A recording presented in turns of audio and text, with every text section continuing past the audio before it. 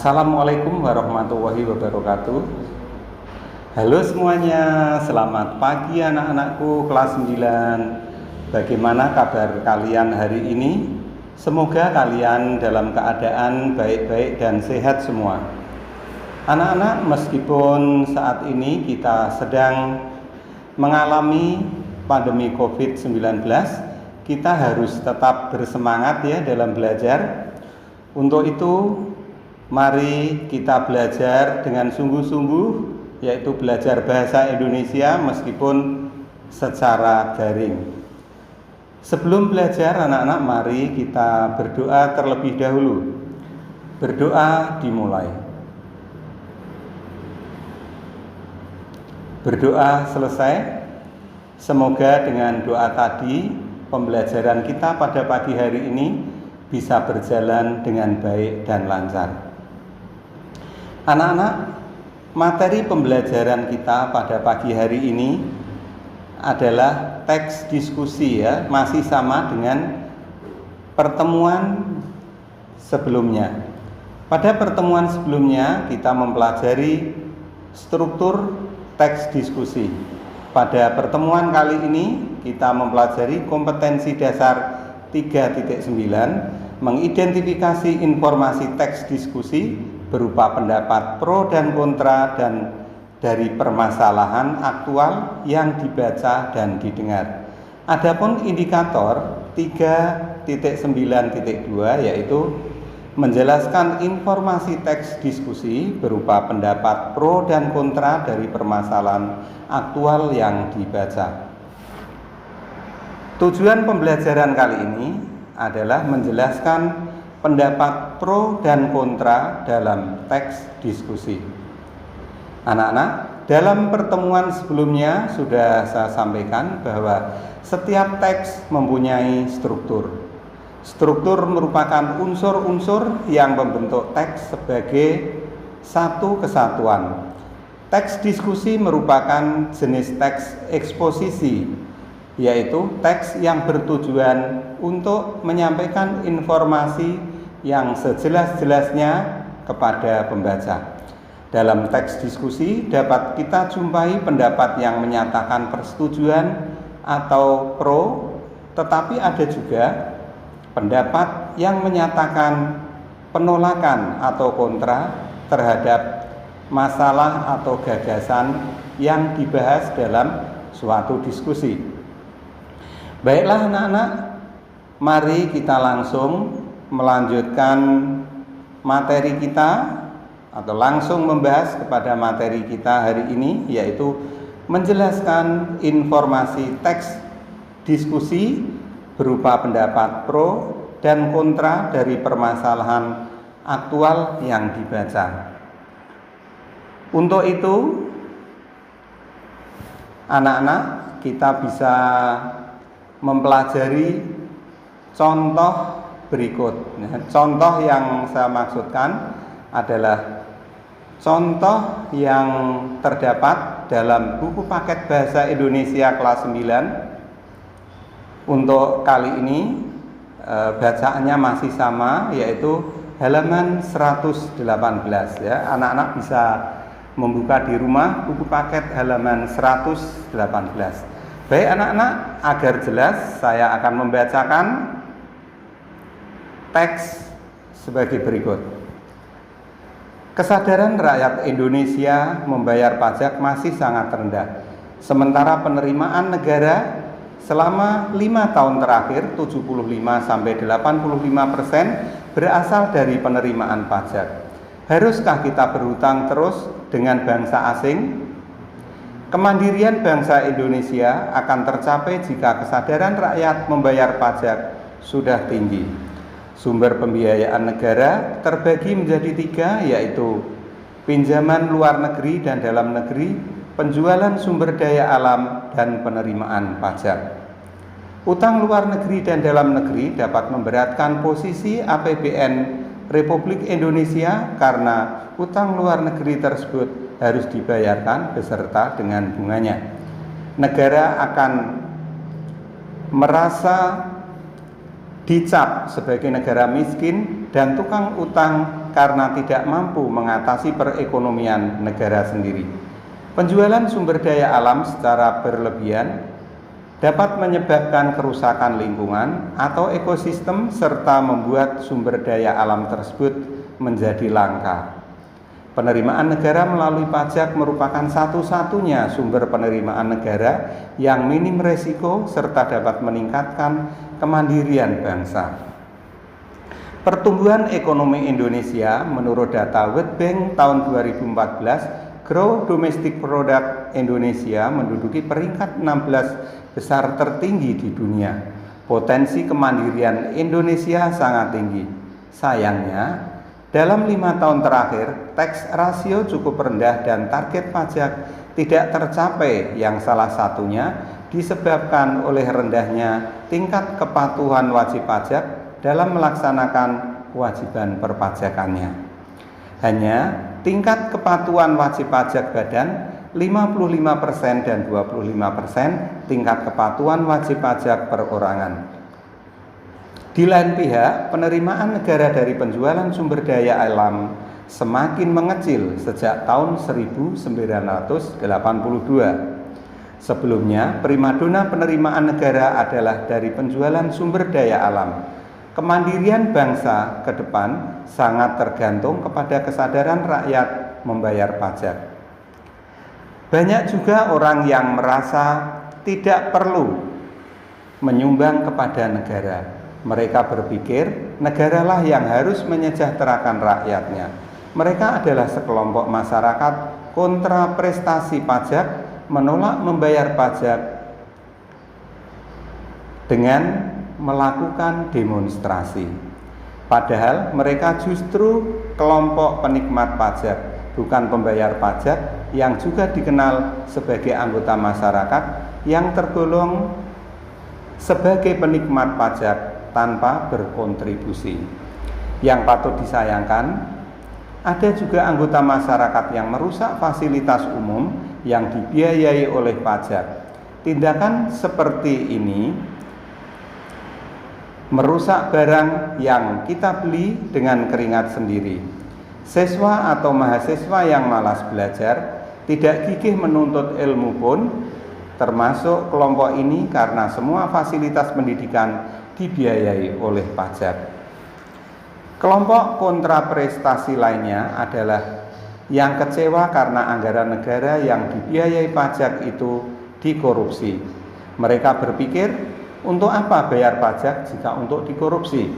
Korupsi tindakan yang sangat salah, tidak membayar pajak juga sangat salah. Koruptor dan wajib pajak yang tidak membayar pajak adalah warga negara yang tidak membela negaranya. Mereka jenis warga yang bertentangan dengan tujuan negara untuk menyejahterakan rakyatnya. Wajib pajak yang patuh membayar pajak adalah patriot bangsa. Mereka membela negara, membangun negara, mengangkat harkat dan derajat bangsa di mata dunia dengan membayar pajak. Pajak untuk kemandirian bangsa agar kita menjadi bangsa yang kuat dan disegani di dunia. Stop utang negara dengan membayar pajak. Pajak banyak, utang hilang, negara kaya, rakyat makmur, sehingga terwujudlah keadilan sosial bagi seluruh rakyat Indonesia. Anak-anak, demikian teks yang sudah saya bacakan yang merupakan salah satu contoh teks diskusi. Pada pertemuan sebelumnya ya, kalian sudah memahami struktur teks itu terdiri atas bagian pendahuluan, bagian isi, dan bagian penutup. Nah, anak-anak, setelah mencermati wacana tersebut, dapatlah kita ketahui bahwa yang dibahas pada teks tadi adalah masih rendahnya kesadaran rakyat Indonesia dalam membayar pajak. Jadi temanya adalah masih rendahnya kesadaran rakyat Indonesia dalam membayar pajak. Tema dapat dilihat pada paragraf 1 yang merupakan bagian pendahuluan. Pernyataan tersebut atau pernyataan yang terdapat pada tema tersebut tentu saja menimbulkan tanggapan yang pro dan kontra. Tanggapan yang pro adalah tanggapan yang menyatakan setuju terhadap masalah yang dibahas, sedangkan tanggapan yang kontra adalah tanggapan yang menyatakan penolakan atau tidak setuju terhadap masalah yang dibahas. Begitu ya anak-anak. Mari kita membahas, kita cari, kita tentukan bagian-bagian mana yang merupakan pernyataan setuju atau pro dan pernyataan yang kontra atau menolak. Yang pertama, tanggapan yang menyatakan setuju atau pro terdapat pada paragraf kedua. Anak-anak bisa membaca lagi pada paragraf kedua. Di situ terdapat penerimaan negara melalui pajak merupakan satu-satunya sumber penerimaan negara yang minim resiko serta dapat meningkatkan kemandirian bangsa. Jadi ini merupakan pernyataan setuju ya, agar bangsa kita itu mau membayar pajak sehingga bangsa kita menjadi bangsa yang mandiri. Kemudian anak-anak kalian bisa membaca lagi pada paragraf 3, itu juga merupakan pernyataan yang setuju atau pro. Di dalam paragraf ketiga terdapat tulisan, sayangnya dalam 5 tahun terakhir tax ratio cukup rendah dan target pajak tidak tercapai, yang salah satunya disebabkan oleh rendahnya tingkat kepatuhan wajib pajak dalam melaksanakan kewajiban perpajakannya. Nah, ini dibuktikan dengan contoh atau bukti tingkat kepatuhan wajib pajak badan sebanyak 55% dan 25% tingkat kepatuhan wajib pajak perorangan. Nah, ini menunjukkan bahwa kesadaran membayar pajak bangsa kita ini masih rendah. Itu anak-anak yang merupakan tanggapan yang menyatakan setuju atau pro. Berikutnya kita lanjutkan pada yang kedua, yaitu tanggapan yang menyatakan kontra atau menolak. Ini terdapat pada paragraf keempat ya. Anak-anak bisa membaca lagi paragraf 4 ya, di situ ada pernyataan banyak juga orang yang merasa tidak perlu menyumbang kepada negara. Nah, ini menunjukkan warga tersebut tidak senang kalau disuruh membayar pajak. Adapun alasannya atau argumennya, mereka itu berpikir bahwa negaralah yang harus menyejahterakan rakyatnya, bukan sebaliknya rakyat yang membayar pajak untuk negara. Nah, adapun contoh dan buktinya bisa kalian lihat lagi. Mereka menolak membayar pajak dengan melakukan demonstrasi. Ada juga anggota masyarakat yang merusak fasilitas umum yang dibiayai oleh pajak ya. Ini sangat disayangkan ya anak-anak, sudah tidak mau membayar pajak malah merusak fasilitas umum.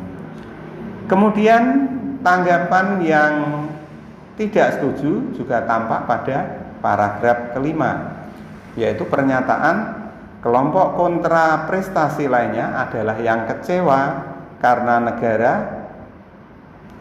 anggaran negara yang dibiayai pajak itu dikorupsi. Nah, ini masih sambungan dari paragraf keempat ya. Adapun alasannya, mereka berpikir untuk apa membayar pajak jika pajak itu untuk dikorupsi. Nah, anak-anak, kira-kira dari penjelasan saya kalian sudah mengerti ya apa yang dimaksud dengan pendapat yang pro dan kontra. Kalian juga tentunya bisa mengerti, menunjukkan atau mencari sekaligus menentukan contohnya ya, pendapat yang menyatakan pro dan setuju. Anak-anak, pada akhir pembelajaran ini mari kita simpulkan bersama Yang pertama, pendapat pro adalah pendapat yang menyatakan setuju terhadap gagasan yang disampaikan. Pendapat pro disertai argumen atau alasan dan contoh. 2. Pendapat kontra adalah pendapat yang menyatakan menolak atau tidak setuju terhadap gagasan yang disampaikan. Pendapat kontra disertai argumen dan contoh. Sebagai tugas pada hari ini, silakan anak-anak membaca buku paket halaman 124, kemudian tuliskan pendapat pro dan kontra. Silakan kalian data pendapat pro disertai bukti, contoh, dan alasan. Anak-anak, ini sekedar untuk mempermudah kalian dalam mempelajari materi pembelajaran bahasa Indonesia. Kalian bisa membaca atau mencari referensi yang lain sebagai bahan pengayaan kalian. Bisa kalian cari pada buku-buku lain atau sumber lain di internet dan sebagainya. Demikianlah pembelajaran kita pada pagi hari ini. Semoga bermanfaat pada kalian semua. Dan saya sampaikan selamat belajar. Sampai jumpa pada pembelajaran berikutnya. Jangan lupa ya anak-anak, silahkan kalian subscribe agar saya lebih bersemangat untuk membuat video buat kalian. Terima kasih. Wassalamualaikum warahmatullahi wabarakatuh.